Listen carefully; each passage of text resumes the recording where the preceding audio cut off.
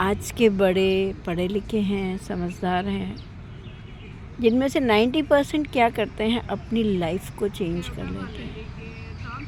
जब वो देखते हैं कि उनका एडजस्टमेंट नहीं है और वो इन सब चीज़ों में कंफर्टेबल नहीं है, तो वो अपने आप को वहाँ से हटा लेते हैं। जिसका बच्चे ये कहते हैं कि आप भाग रहे हो, आप एडजस्ट नहीं कर पा रहे हो, लेकिन वो बड़ों की, जब उनकी सोच बड़े सोचते हैं नहीं समझ पा रहे हैं, तो बड़ों की सोच वो कैसे समझ जाएंगे। हम लोग इसलिए अलग हो जाते हैं क्योंकि हम ये चाहते हैं चलो इनकी लाइफ है, इन्हें जीने दो।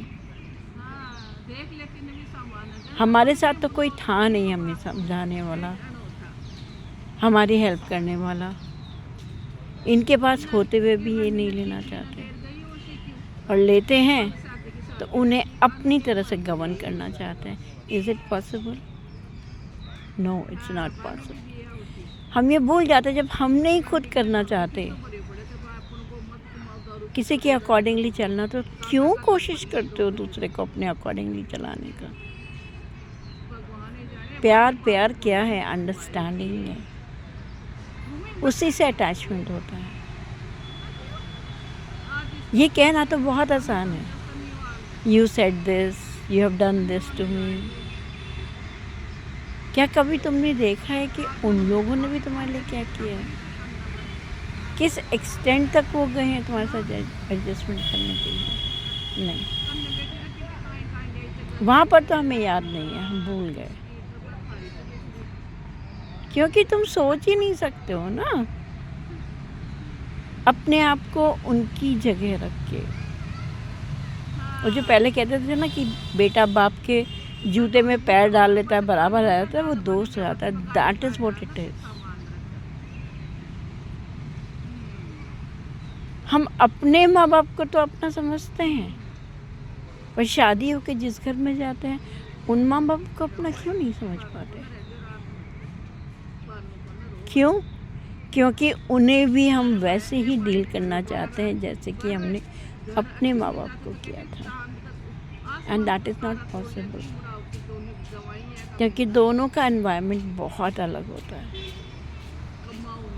अब वो तभी होता है जब अंडरस्टैंडिंग होती है। हम सिर्फ उनकी बोलने के तरीका, उनकी चीज़ों को ध्यान में रखते हैं, पर जब तुमने जो गलतियाँ की हैं उन्हें एक्सेप्ट क्यों नहीं करते हो?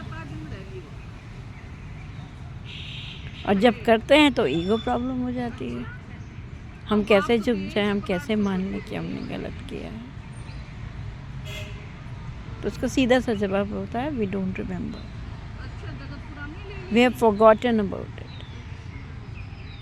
सो प्लीज़, स्पिरिचुअलिटी कोई ऐसी चीज़ नहीं है जिसको हम ऐसे ही पकड़ के ले आएं। उसके लिए वर्कआउट करना पड़ता है, उसमें भी अंडरस्टैंडिंग करनी पड़ती है। रियलिटी में आदमी को जीना चाहिए। सपनों की ज़िंदगी में तो कोई भी जी सकता है। Anybody can live in dreamland, but live in reality.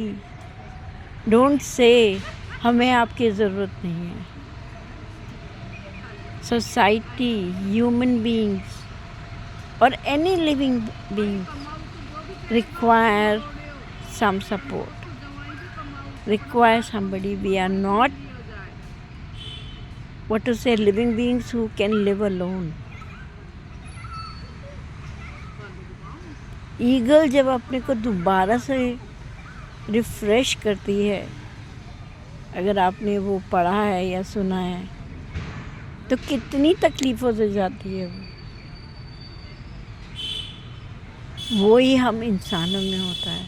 जब हम अकेले हो जाते हैं तब हम चारों तरफ घूमते हैं, फिर ये कहते हैं हमें तो कोई समझता नहीं है। आपने समझा है किसी को जो आपको कोई समझेगा?